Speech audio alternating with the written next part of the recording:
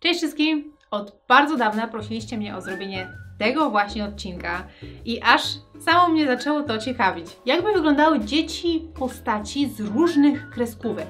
Gdyby tak Merita Waleczna spiknęła się z Aladynem, albo gdyby Atomówka była z Bartem Simpsonem.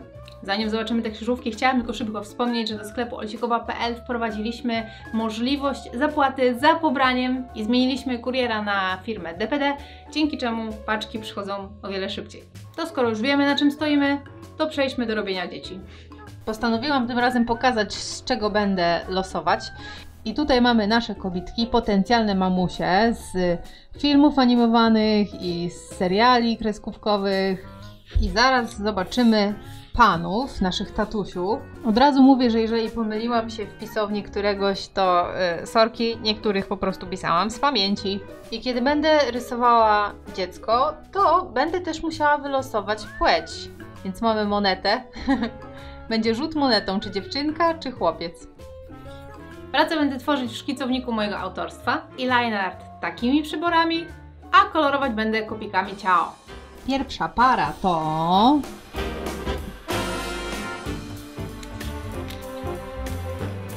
Radość z filmu W głowie się nie mieści. I co tam? I Ralf Demolka. Dziewczynka. Wiadomo, że genetyka nie jest taka prościutka i my jesteśmy taką jedną wielką mieszanką różnych genów. Bardzo dużo jednak dziedziczymy od naszych dziadków. Tylko pomyślałam sobie, że to wyzwanie nie byłoby zbyt ciekawe, gdyby cechy wyglądu dziecka byłyby zupełnie różne od cech rodziców. Uznajmy, że w animowanym świecie nie istnieje dziedziczenie co drugie pokolenie. To w sumie by tłumaczyło wygląd dziecka Arielki i Eryka. I wygląd mam odlotowych agentek. Tak oto córka Ralfa Demolki dziedziczy po nim sterczące włosy, duże dłonie i stopy, gęste brwi, a po mamie kolor włosów i zamiłowanie do kulek. Pamiętajmy, że dziecko bardzo lubi naśladownictwo, więc bardzo często naśladuje zachowania swoich rodziców i to, w jaki sposób się ubierają. Dlatego mamy tutaj koszulkę radości i ogrodniczki takie, jakie ma Ralf. A teraz, jak poznali się rodzice? Film animowany Ralf Demolka opowiada o postaci z gry. On jest właśnie taką postacią z gry. I pomyślałam sobie, że film W głowie się nie mieści, w którym występuje Radość, mógł być takim hitem kinowym, że postanowiono zrobić z tego filmu grę. I właśnie Radość jako postać z gry mogłaby się spotkać z Ralfem w cyberprzestrzeni. Zobaczmy, co dalej przyniesie los. Czarodziejka z Księżyca. I... Okej, Shrek. I dziecko będzie... dziewczynką.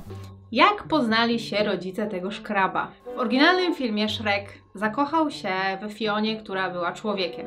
Różne tam rzeczy się zadziały, ale wyobraźmy sobie, że postanowiłby przemienić się w człowieka, więc zacząłby szukać jakiejś czarodziejki, która by mu to może umożliwiła.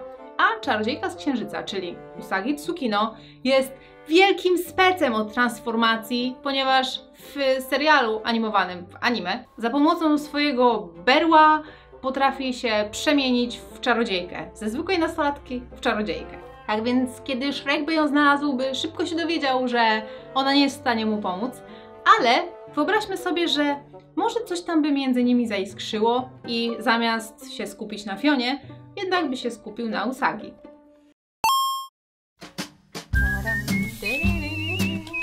Pocahontas i... Homer Simpson. A ich dziecko będzie płci męskiej.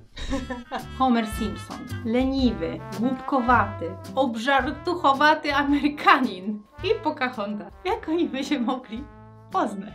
Zacznijmy od tego, że Homerowi udało się jakoś uwieść Marge, która w serialu jest jego żoną. Więc skoro udało mu się poślubić taką fajną laskę, to może w jakimś cudem też udałoby mu się poślubić Pocahontas. Chyba, że ona by to chciała zrobić tylko dla wizy do Stanów Zjednoczonych. Myślę, że Pocahontas jakoś by się przetransportowała do Stanów i może on byłby pierwszą cywilizowaną osobą, jaką by spotkała. Może wtedy by się zakochała. No, ja nie wiem. Teraz mamy Helga Pataki z serialu Hey Arnold. Ale to była brzydka. I Jean z Aladyna. Ale dobra kombinacja. I będą mieli chłopca. Helga w serialu Hey Arnold jest taką wredną, podłą dziewuchą, która jest po prostu okropna, ale tak naprawdę jest ogromnie zakochana w głównym bohaterze, czyli w Arnoldzie. I jest nim tak wręcz szaleńczo zakochana, ma na jego punkcie totalną obsesję, ma ołtarzyk z nim i tak dalej. Więc wyobraźmy sobie, że w pewnym momencie w jakiś sposób trafia na lampę, na magiczną lampę, w której jest dżin. I tak, jest to nasz dżin z Aladyna. Miłość nie wybiera, więc wyobraźmy sobie, że kiedy Helga już dorośnie, to z dżinem zakochają się w sobie i będą mieli małe dżino dziecko. Na nieszczęście tego małego berbecia on odziedziczy po niej monobrew i dziwnie odstające włosy, a po tatusiu haczykowaty nos i skłonność do nadwagi. Ale hej, przynajmniej ma magiczne moce, więc wcale nie jest takie pechowe to dziecko. Zobaczmy, co teraz nam los ześle. Mulan, Pinokio, a będzie to dziewczynka. Jak mogło dojść do spotkania tych dwojga? Pinokio jest drewnianą kukiełką wystruganą przez Geppetto, małym takim chłopcem, a Mulan jest wojowniczą dziewczyną, która w przebraniu mężczyzny dołącza do armii. Czy wiecie, że jest jedna rzecz, która łączy te dwie postacie? Ja sama bardzo się zdziwiłam, kiedy zobaczyłam to na zdjęciach. Oboje mają za towarzysza świerszcza. Więc co by było, gdyby okazało się, że to jest ten sam świerszcz? I siłą rzeczy jakoś tam by ich spiknął ze sobą. Natomiast jeśli chodzi o temat poczęcia, to może wyobraźmy sobie, że pomogła im magiczna wróżka. Po mamie mamy azjatyckie rysy i usta, mamy też strój i zamiłowanie do mieczy, do walki. A tata dał od siebie drewniany gen i majestatyczny nosek. No i kapelusik. Zobaczymy, co wyjdzie teraz z związku Izmy, z nowych szat króla i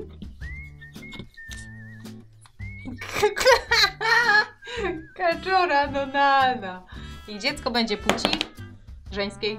Izma w nowych szatach króla jest bardzo śmieszną postacią, ale jest też taką trochę złośliwą i trochę niedobrą postacią, która za pomocą magicznych napojów potrafi zmieniać ludzi w zwierzęta. I tak na przykład głównego bohatera zamieniła w lamę, tak pod koniec filmu ona też zamienia się w jakieś zwierzę.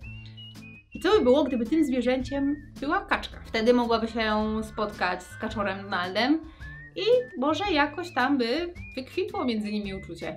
Owocem ich miłości byłaby rozkapryszona, złośliwa mała kaczuszka, która by dzieliła zamiłowanie swojej mamy do niecodziennych strojów, sztucznych rzęs i do fioletowego koloru. I niestety kaczor Donald nie miałby nic do gadania w tym temacie. Wylosowałam więcej par, ale przedstawiłam te, które były najciekawsze, bo myślę, że reszta to byłaby taka trochę słaba. Ale hej, wy możecie też stworzyć swoje własne krzyżówki genetyczne z dwóch animowanych postaci i fajnie by było, jakbyście mi opisali ich historię, jak się poznali i tak dalej. Wysyłajcie mi te prace na osikowa@gmail.com. Nie zapomnijcie się podpisać.